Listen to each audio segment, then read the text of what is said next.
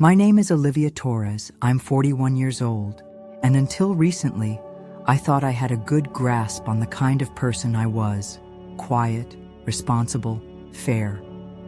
The kind of tenant who always paid rent on time, who kept to herself, who followed the rules. I never imagined that one envelope, a folded piece of paper shoved under my door, would turn my life upside down. If you've ever been pushed around by someone who thinks they have all the power, stay with me, like this video, and subscribe to the channel, because what happened next might just show you how quiet revenge can echo the loudest. It was the kind of Tuesday that felt like a shrug, damp, unremarkable, the sky a dull sheet of gray. I'd worked late, again. Inventory audits always meant overtime, and I was dragging my feet up the stairs of my building, mentally debating whether I'd even bother reheating leftovers. That's when I saw it. An envelope, plain, unassuming, half-tucked under my door. No stamp, no logo. Just my full name, handwritten in block letters that felt cold even before I touched the paper. I picked it up slowly, the way you do when you already know what's inside will hurt. My heartbeat quickened before I even tore the seal. Notice. To vacate. You are hereby given 30 days to vacate the premises located at 306A Willow Creek Avenue. The rest blurred. 30 days? My stomach dropped. No warning, no complaint, no phone call. I reread the letter 3 times, hoping I had misunderstood. The stated reason: violation of Section 4B of lease agreement, non-compliance with community standards. Community standards? I lived alone. No parties, no noise, no pets. I paid my rent early every month. I recycled. I shoveled my own part of the sidewalk in winter, even though technically that was the building's job. I sat on the arm of my worn-out couch, the notice trembling in my hand. Was this a mistake? A clerical error? No. There was only one person who could have delivered this. One person who had the power. Warren Finch, my landlord, late 60s. Polished in that try-too-hard way, gelled hair, khaki pants always a little too tight, and a strange fascination with control. He lived in the upstairs unit, but it felt like he was everywhere, always watching. He used to compliment my outfits, not in a creepy way at first, just the casual, "You look nice today." Then it escalated, asking if I had a date, saying I didn't need to live here forever. A girl like you could do better. I always laughed it off, politely, uncomfortably. Maybe that was my mistake. I climbed the stairs with the envelope still in my hand and knocked on his door.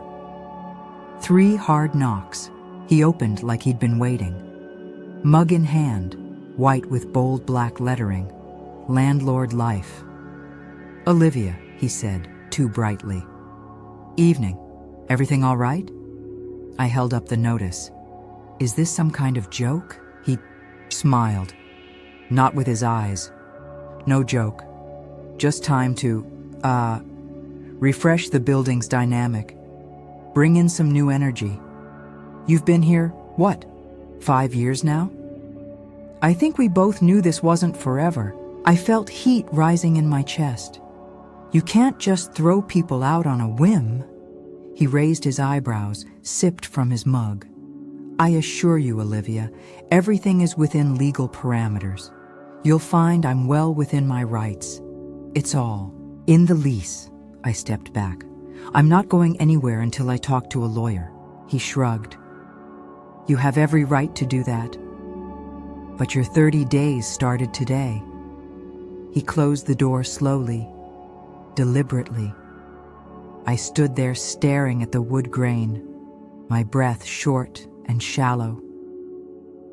The next morning, I called in sick and went through every paper I had: lease agreements, receipts, communication logs. I couldn't find a single documented warning, violation, or even a neighbor complaint. So I made an appointment with a tenant rights lawyer.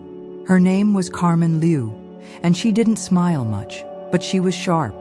After reading everything, she leaned back in her chair, tapping her pen on her desk. "This is bluff," she said. "Section 4B is intentionally vague. But unless he has documented complaints or specific violations, he can't evict you without cause, not without offering compensation or relocation assistance, depending on the city's rules." Relief washed over me, but then she looked up, locking eyes with me. "That said, people like this, they don't follow the rules. They push. They make life uncomfortable until you break." She was right. Within a week, the hallway lights began flickering at night. Then the hot water disappeared.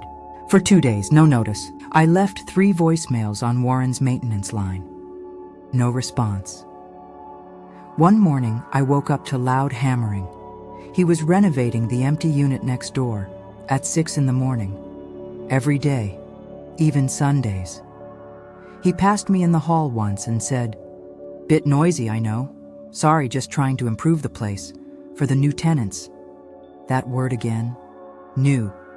He was trying to wear me down. I started documenting everything. Dates, times, photos. I installed a Ring camera facing my hallway. Sent emails instead of voicemails. One evening, I came home and found that someone had opened my mailbox and taken a bill. The flap was bent and empty. Nothing else was missing. Just the electric bill. It felt deliberate. I started feeling afraid. In my own home. But I wasn't going to give him what he wanted. I grew up watching my mother work 3 jobs to keep a roof over our heads. I knew what it meant to fight for space in the world. So I decided to fight. Not just to stay, but to make sure no one else had to go through what I was living. I didn't know it yet, but this wasn't just about me anymore.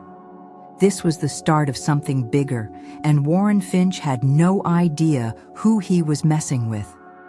The first time I walked into the municipal records office, I felt like an outsider crashing a party I didn't belong at. Beige walls, the persistent buzz of fluorescent lights, and a front desk staffed by a woman named Nancy, who wore her reading glasses on a chain and looked like she'd personally invented bureaucracy.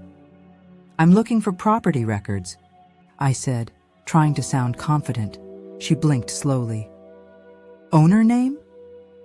"Warren Finch, Willow Creek Avenue, the building at 306. She tapped at her keyboard with 2 fingers.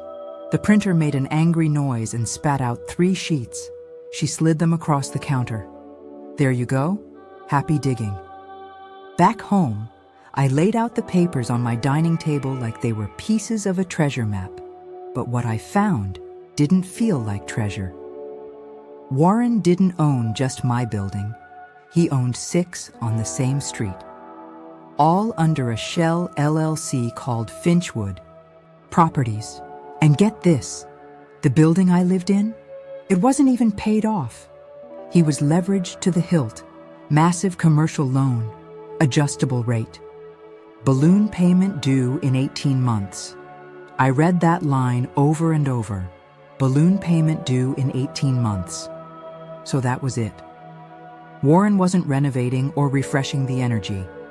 He was clearing tenants out, probably planning to flip the units, raise rent, or sell at a profit before the bank came calling. And I was standing in his way, but the more I learned, the less afraid I felt. I started spending evenings at the public library, poring over zoning laws, housing ordinances, landlord regulations. I watched lectures online about tenant protections and property investment loopholes. I joined a local tenants union anonymously. They told me stories that mirrored mine, worse ones even, a pattern. Warren Finch was a local legend among landlords. He knew how to play the system, dance on the edge of legality, pressure people just enough to get what he wanted without leaving fingerprints. But legends have weaknesses. I needed leverage. So I filed a formal complaint with the city's housing board.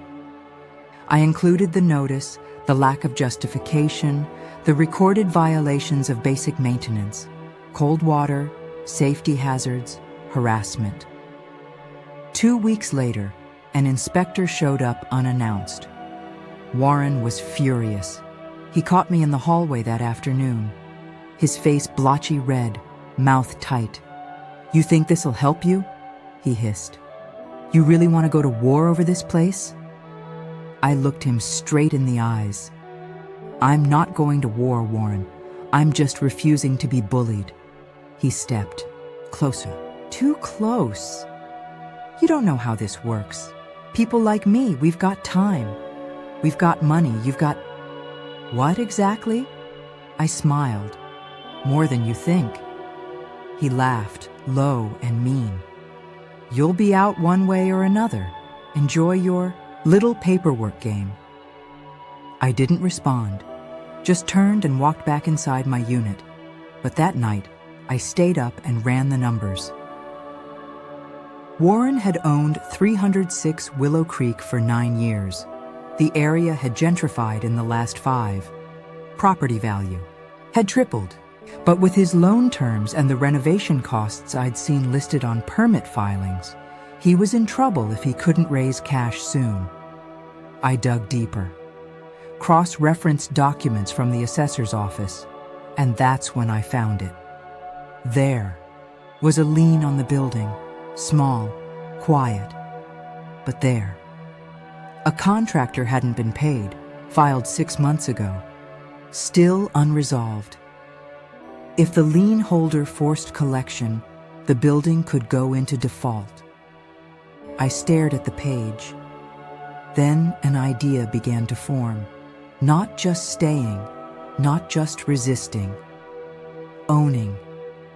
I began to ask questions, discreetly. I spoke with the lien holder, a renovation contractor named Dale Whitman, who said Warren had ghosted him after a kitchen remodel. Dale was still fuming. He'd done work on all 6 of Finch's buildings and was owed over $40,000. "Would you consider selling your claim?" I asked. He narrowed his eyes. "To who?" "To me," he chuckled. "You some kind of lawyer?" "No, I'm a tenant. But I have a plan." I drained my savings, sold my car, cashed in an old mutual fund my aunt had left me. It wasn't much, but Dale was desperate to cut his losses. We signed the transfer of claim in a Denny's booth over burnt coffee. The moment I held the signed paper in my hand, something shifted. Inside me, I wasn't just reacting anymore. I was making moves, and I hadn't even played my strongest card yet. 2 weeks after I took over the contractor's lien, I requested a meeting with Warren. Not by phone, not by email. I sent it by certified letter, just like he did when he served my eviction notice. I even used the same legal language. Notice of intent to negotiate. I figured if I was going to play the game, I might as well speak the language. I asked him to meet me at a coffee shop 3 blocks from the building. Neutral ground, public space, cameras, witnesses. I didn't trust him, not to lose his temper. He showed up 10 minutes late, wearing a pressed blazer over a golf shirt like some discount real estate mogul. He looked tired, though, nervous. That made me think he knew what I was about to say. "So what is this?" he said, not even waiting to sit down. "You called this meeting. Talk." I gestured to the chair. "You might want to hear me out before you walk away." He sat, arms crossed. "Go on." I opened the folder in front of me, slowly, like it was part of a courtroom drama. Inside was a copy of the lien transfer. His name, my name, the contractor's name, the city stamp. He didn't flinch, but he read it, every word, twice. "You bought his claim?" he asked finally. "That's your move?" "It's one of them," I said. "You owe Dale $42,650. With penalties and late fees, that number's climbing. If I pursue collection and you don't pay or dispute it, the lien will escalate." He waved his hand like he was brushing off lint. "You think I haven't dealt with this crap before? Liens come and go. I've got lawyers." I leaned forward. "Sure, but do your lawyers know your balloon payment comes due in 16 months? And that if your building is encumbered by a lien, the bank won't refinance you?" That got him. His left hand twitched slightly on the table. "I've seen your filings, Warren. I know the numbers. You need clean books to pull off whatever exit strategy you're planning. And I'm the one person who can make that mess disappear." He didn't say anything, just stared at me. "So here's my offer," I continued. "Sell me the building." Silence. He blinked. "Excuse me?" "I want to buy the building," I said again. "I've already spoken to your contractor. I've made calls to a private investor. The neighborhood is rising, and if you're looking to offload debt quickly, I'm your cleanest out." "You're insane." "Maybe, but I'm serious. You think I'm going to sell an entire building to some bitter tenant with a vendetta?" I smiled. "Not bitter, strategic. You tried to push me out illegally. You left paper trails. You avoided a legal contractor payment and exposed your portfolio to risk. If I really wanted to ruin you, Warren, I could make this public. But I'm offering you a clean exit. I drop the lien, I buy the building, you walk away. No lawsuits, no press, no ruined credit." He stared at me for a long time. Then he laughed. A real laugh this time, loud and forced. "You don't have the money." "Not yet," I said calmly. "But I've got a commitment letter, backing from a local cooperative. I'm working with a lawyer who specializes in tenant-owned properties. You want to see the documents?" He didn't. Instead, he leaned back and said, "You're bluffing." "Try me," I said. "Or don't. I'm not here to beg. I'm just letting you know your options. Because if I push this lien into litigation, your building gets frozen in the process. No refinancing, no selling, no flipping, just months of legal delays. And maybe a few curious journalists who start asking why one landlord has racked up 4 code violations and a harassment claim in the past year." He stood. "Fast. Send your offer in writing," he muttered. "I'll look it over." I stayed seated. "You have 10 days. After that, I move forward with the lien." He didn't respond. He just walked out of the cafe. I exhaled. My heart was racing, but I held it in. That meeting was the riskiest move I'd made so far, because I wasn't bluffing, but I also didn't have everything locked in. Not yet. I had interest from a buyer's co-op, and my lawyer was hopeful, but I still needed the capital. I still needed signatures. I still needed time. But the look on Warren's face, that told me he was scared, and scared people make mistakes. By the time I got home, there was a missed call from my lawyer and 2 emails from the co-op director. One of them had a subject line I hadn't dared hope for. "Funding proposal approved. Let's discuss timeline." I sat down, shaking. This wasn't just a dream anymore. It was starting to look like reality. The morning after Warren stormed out of the cafe, I met with Nora. She was my attorney, mid-50s, whip-smart, and had spent 2 decades fighting for tenants' rights. We sat at her cluttered office in Brooklyn, stacks of case files spilling off her desk like paper skyscrapers. "You lit the match," she said, eyes scanning the funding approval email I'd forwarded. "Now we see if we can fan the flames without burning the place down." "I don't just want the building," I said quietly. "I want control, stability, and I want to make sure no one ever ends up in my position again." She nodded. "Then let's talk structure. You don't need to buy this building alone." That's when she introduced me to the concept of a limited equity housing cooperative. It wasn't just a legal trick or feel-good idea. It was a model that had changed lives. A system where tenants became shareholders, where rents were stabilized, decisions were made democratically, and buildings stayed in the hands of those who lived in them. Nora had helped form 5 co-ops in the past decade. She believed in this work. And now, I did too. "We need 5 resident commitments to begin the legal formation," she explained. "You, obviously. Then 4 others. They don't have to. Bring money. Just signatures and a willingness to help manage the transition." I nodded. "I know who to ask."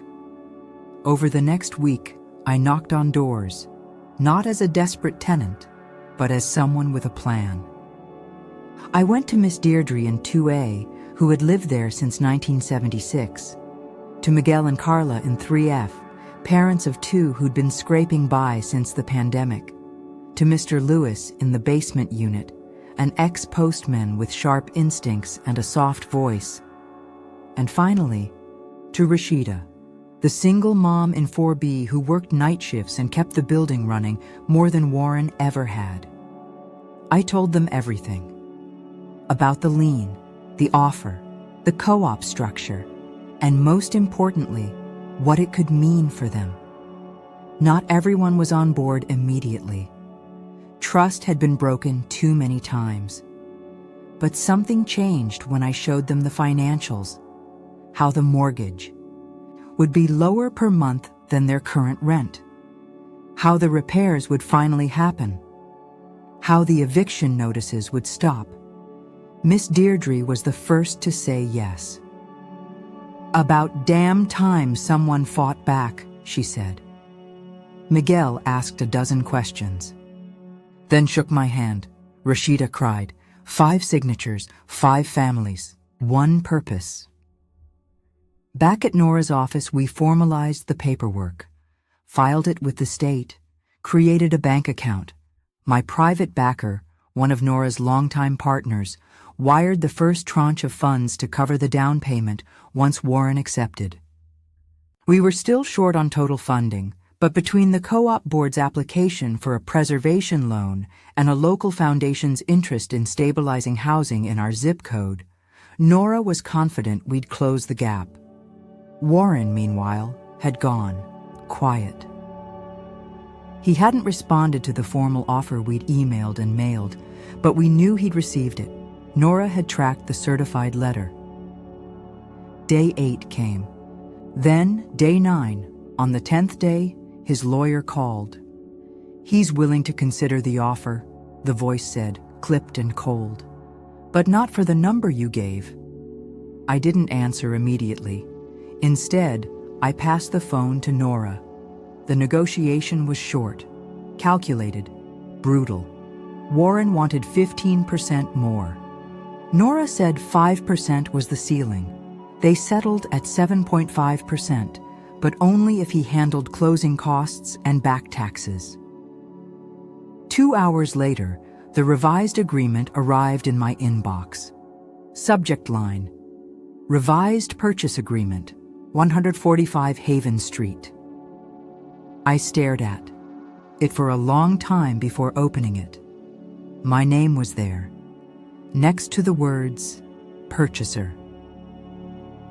That night, the co-op board had its first unofficial meeting. We sat in Rashida's living room, plates of takeout on our laps, kids running between us, everyone still a little stunned that it was happening. Mr. Lewis cleared his throat and said, "So what are we calling ourselves?" "Silent Haven," Rashida said, "because they never saw us coming." Everyone laughed, not because it was a joke, but because it was true. The closing date was set for the 21st of March, a Wednesday. cold wind off the river, patches of dirty snow still piled along the curbs. I remember because I stood outside the title company's office on Court Street for 10 full minutes before walking in, just breathing, preparing, because this wasn't just a real estate deal. It was the moment my life pivoted away from the woman who waited for things to get better and toward the woman who made them better herself. Nora met me in the lobby, legal pad in hand, face calm but alert. She'd worn a navy blazer with a pin of a red fox on the lapel. "You ready to own your power?" she said. "I've been ready," I replied. He just never saw it. Inside, the conference room was too bright, too clean, artificial. The kind of place meant to sanitize messy human things like money, control, and consequence. Warren was already there. He didn't look at me as I entered, just kept flipping through the documents, his lawyer whispering something in his ear, but I saw it, just a flicker, the way his hands moved a little faster than necessary. A tremble in his coffee cup. He wasn't comfortable, and that was new. "Let's begin," the escrow officer said, and just like that, it started. "Sign here, initial there." Warren had to acknowledge on paper that he was selling to a co-op structure he didn't approve of, that he was accepting less than he'd originally demanded, that all back taxes and pending code violations were his to settle. He kept his jaw tight through all of it. "I hope you know what you're doing," he muttered under his breath, not looking up. I did look at him. I do. And so does everyone. You tried to scare into silence.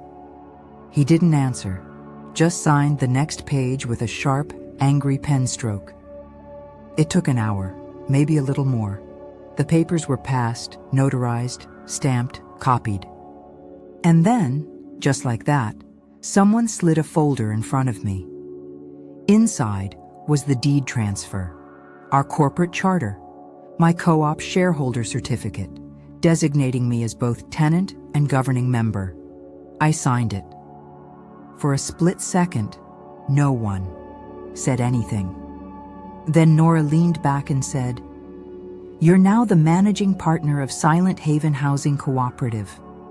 I exhaled slowly, like I'd been holding my breath for 6 months straight. Warren stood up. No handshake, no goodbye. Just grabbed his coat and left. The silence he left behind was the cleanest thing in that room. That weekend, I hosted a small gathering in the building's courtyard. It wasn't fancy. Plastic chairs, folding tables, homemade lemonade, but people showed up. They brought food, music, stories. For the first time, neighbors who'd lived next to each other for decades actually met each other. We stood in a circle and read out loud the new bylaws we'd drafted.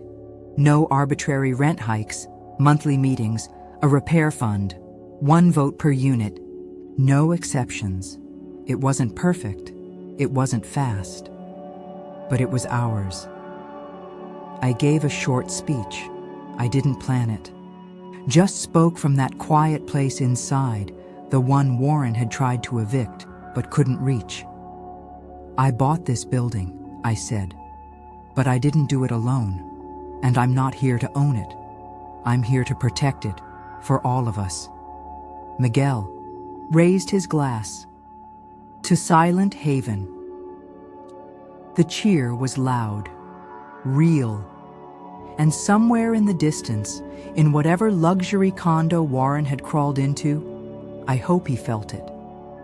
The kind of silence you can't ignore, the kind that comes when those you underestimated stop knocking and take the door off its hinges. Owning the building didn't mean the work was over. If anything, that was the easy part. The hard part? Fixing what had been broken, not just in wood and wiring, but in people, in trust, in how we saw our homes and ourselves. I started each morning with a list, Patch the leak in 2A, check the mold under the stairwell, replace the rusted lock on the front gate. It felt like triage, like the whole building had been bleeding in silence for years, and now we were just learning where all the wounds were. Miguel volunteered on weekends.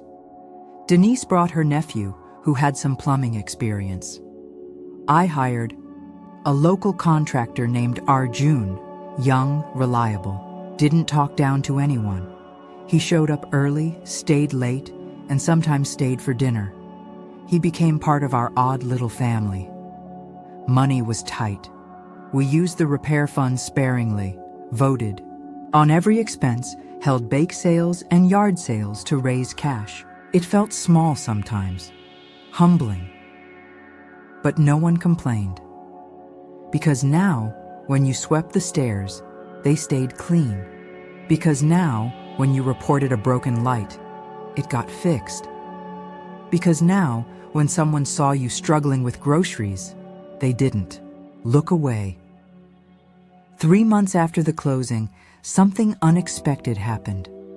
A letter arrived from the city, a formal inspection notice.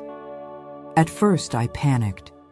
Was it a leftover violation, a penalty Warren had dodged? But when I opened it, it wasn't a threat. It was a commendation. Someone, maybe from the city council, maybe a quiet ally, had nominated Silent Haven for a community redevelopment grant. And we got it. $25,000, earmarked for exterior restoration, accessibility improvements, and green energy upgrades. It felt like winning the lottery. But it wasn't luck.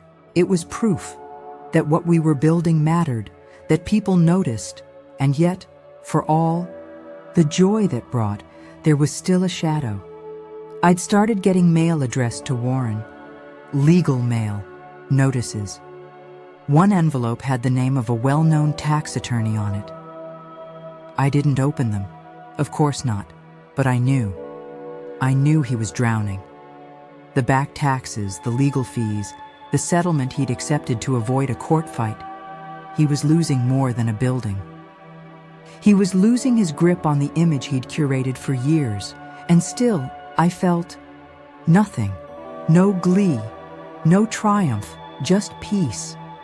Because real revenge isn't fire, it's absence. It's when the person who hurt you becomes irrelevant. The last part of the renovation we tackled was symbolic. The mailboxes. They'd been a mess for years, dented, mismatched, some with tape holding the doors shut.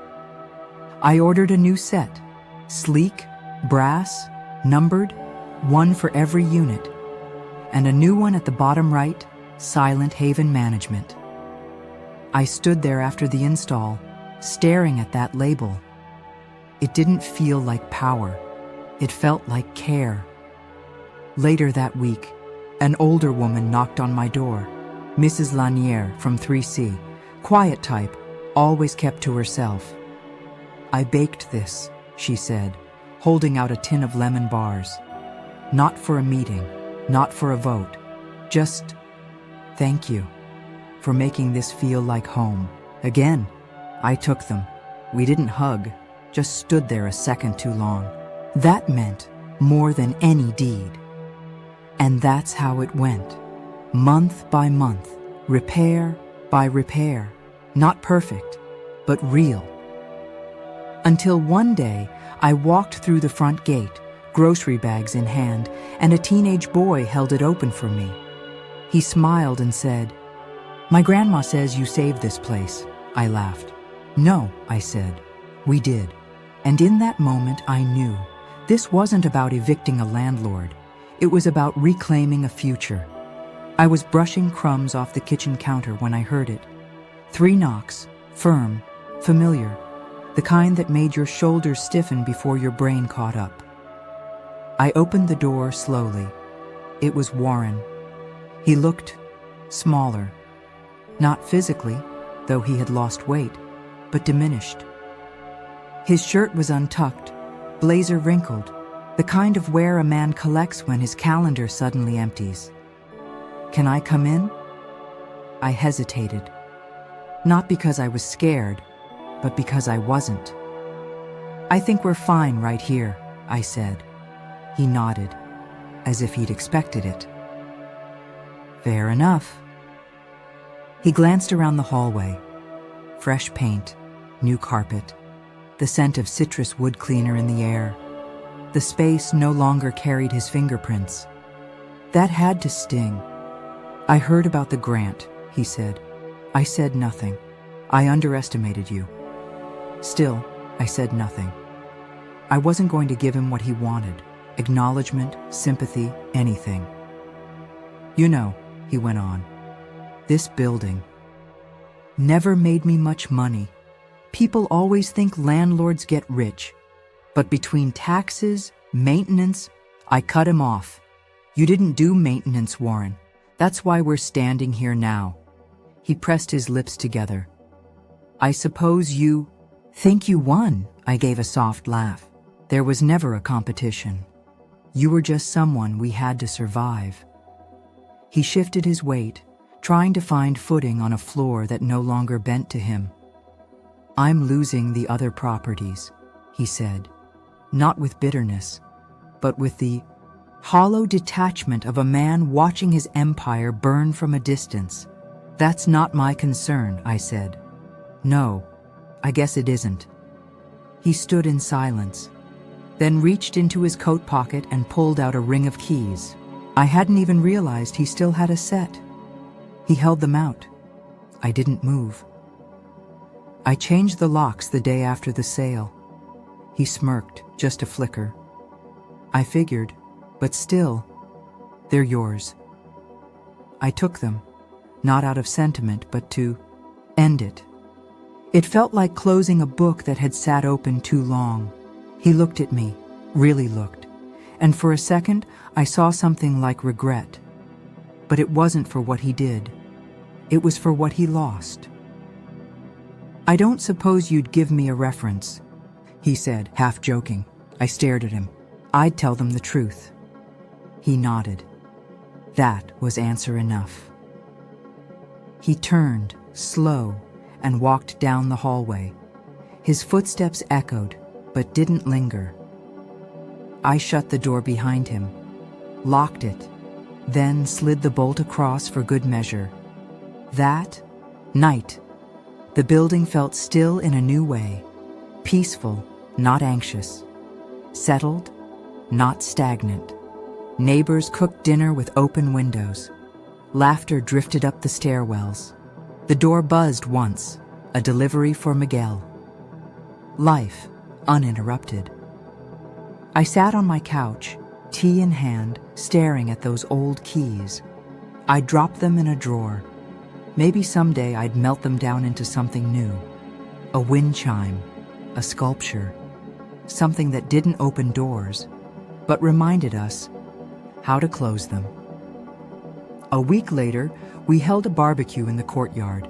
Denise's potato salad, Mrs. Lanier's lemon bars. Kids ran wild while the grown-ups took turns at the grill.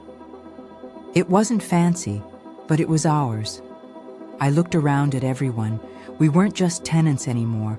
We were residents, neighbors, owners, builders of something better.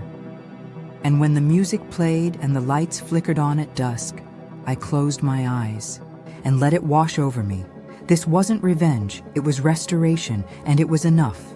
3 months later, I was standing in the same spot where Warren had once taped up the eviction notices, only this time I was pinning something else to the board. A flyer. Community board meeting, all residents welcome. It had my name at the bottom. Building Trustee, Olivia Torres. It still felt strange sometimes, saying it out loud. Not because I doubted my ability, but because of what it meant. What I had climbed through to get here.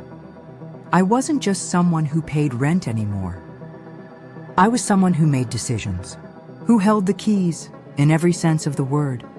The building was thriving, not overnight and not perfectly, but steadily. We'd repainted every hallway, replaced the windows in the stairwells, installed security lights that actually worked. Miguel's cousin helped install a ramp for the front entrance, and Mrs. Lanier finally got a mailbox that didn't stick. And the garden. God, the garden. What had once been a trash-strewn patch of concrete was now full of planters, cherry tomatoes, marigolds, lavender. Kids helped water after school. Seniors came down just to sit and breathe it in. No one asked if we were allowed to do it. We were the ones who allowed it now. One afternoon, Denise and I sat on the stoop with coffee in hand. "I can't believe you actually did it," she said, nudging me. "Neither can I sometimes." "You think Warren knows?" I shrugged. "Probably, but it doesn't matter."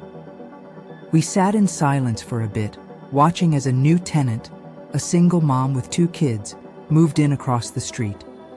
Volunteers from the building were helping her carry boxes. "It feels different," Denise said. "It is different," she smiled. "You gave us back something we didn't even know we'd lost." At that first board meeting, I looked around the room and saw faces I used to pass in the hallway without ever learning their names. Now we were shaking hands, laughing, disagreeing, building something together. We voted on monthly maintenance, projects, budgeted for upgrades, created a fund for emergency repairs. And at the end of the meeting, I reminded them, this only works if we show up, not just once, but always. Because the building wasn't just bricks and drywall. It was a living thing, and it needed care. But for the first time, that care didn't fall to someone who saw us as numbers. It fell to us. Sometimes people ask me if I'm proud of what I did. The truth? I'm not proud of the fight. I'm proud of the refusal to quit. I didn't set out to buy a building. I set out to stay in my home. But when the system pushed, I pushed harder. Not just for me, but for everyone who'd ever been told to get out and sit down. Now, when I walk the halls, I don't listen for trouble. I listen for life, laughter, music, the hum of normalcy. I used to dread the knock on the door. Now I knock first, and the door opens because it's ours.